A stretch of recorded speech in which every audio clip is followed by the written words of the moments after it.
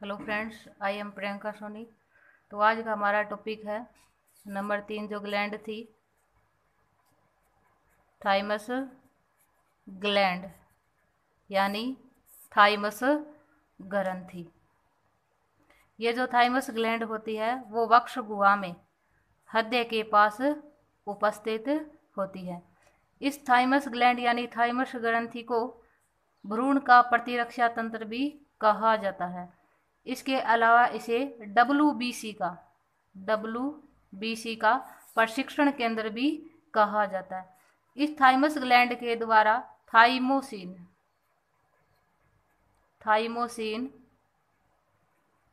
Hormone का स्त्रावण किया जाता है।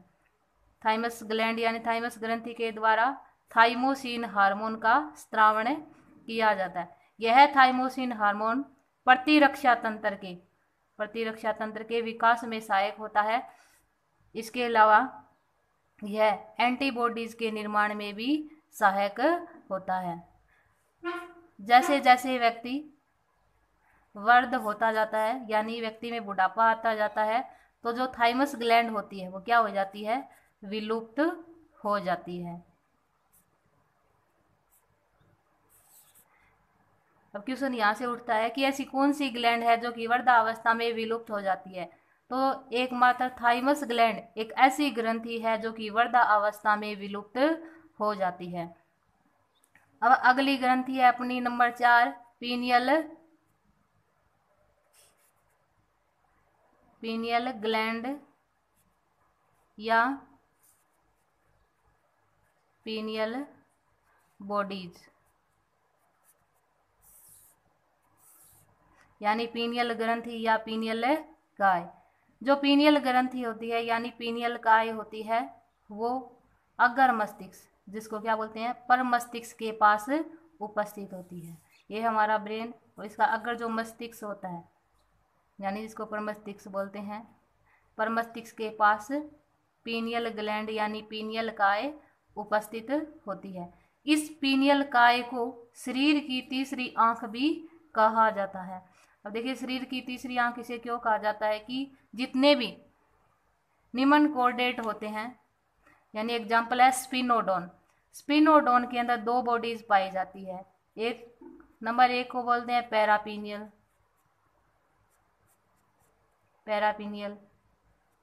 नंबर 2 को बोलते हैं एपीफाइसिस,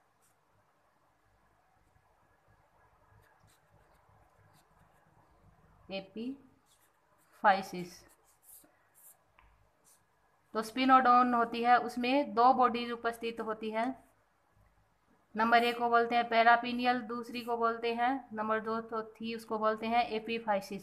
अब जो पैरापीनियल होती है वो स्कल के छत भाग में ओपन होती है तथा इसका जो संबंध होता है अपनी आंखों का, जो स्पिनोडोन की जो आंखें होती है उसके रेटिना की ऑप्टिक सेल से होता है। जबकि जो एपीफाइसिस बॉडीज होती है वो स्कल यानी केरोटी की गहराई में उपस्थित होती है।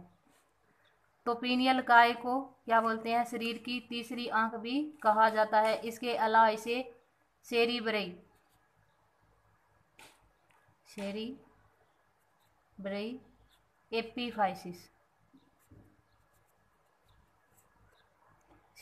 एपीफाइसिस भी कहा जाता है। अब शरीर की तीसरी आंख किसे बोलेंगे? पीनियल काय को। इसके अलावा इसे शरीर की तीसरी आंख बोलने के साथ साथ इसे सेरिब्रई एपीफाइसिस भी कहा जाता है। इसके अलावा इसे शरीर की लैंगिक और जैविक घड़ी भी कहा जाता है। इस पीनियल ग्रंथि के द्वारा कौन सा हार्मोन स्रावित किया जाएगा? मिलेटोनिन हार्मोन का स्रावण किया जाएगा। यह मिलेटोनिन हार्मोन त्वचा में रंग को नियंत्रित करता है। इसके अलावा महिलाओं में जो मासिक चक्कर होता है उसको नियंत्रित करता है। मासिक चक्कर को नियंत्रित करने के साथ साथ यह दिनचर्या को भी नियंत्रित करता है और लैंगिक अंगों के विकास में भी सहायक होता है। अब 45 से 50 वर्ष की आयु में, 45 से 50 वर्ष की आयु में जो पीनियल काय होती है वो क्या हो जाती है, विलुप्त हो जाती है। पीनियल काय क्या हो जाती है, विलुप्त हो जाती है, जिसके कारण इसे मस्तिष्क की रेत भी कहा जाता है। अब नोट, मतलब मेन क्वेश्चन यहाँ से भी बनता है कि जो बच्चे जन्म से अंधे होते हैं उसमें लैंगिक विकास जल्दी होता है, वो किस हार्मोन के कारण होता है, मेलेटोनिन हार्मोन के कारण होता है। जन्म से अंधे जो बच्चे होते हैं उसमें लैंगिक विकास जल्दी होता है, कौन से हार्मोन के कारण, मेलेटोनिन हार्मोन के कारण। अब सन 2017 में जिस पिरियंतु जीन की यानी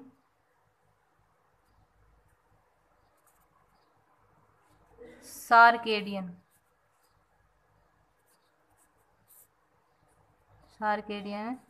घड़ी, यानी सन 2017 में जिस पिरियंतु जीन, जिसको सार्केडियन घड़ी भी बोलते हैं, खोज की गई थी, उसका संबंध किससे था, उसका संबंध इस पीनियल ग्लैंड या पीनियल बॉडीज यानी पीनियल काय से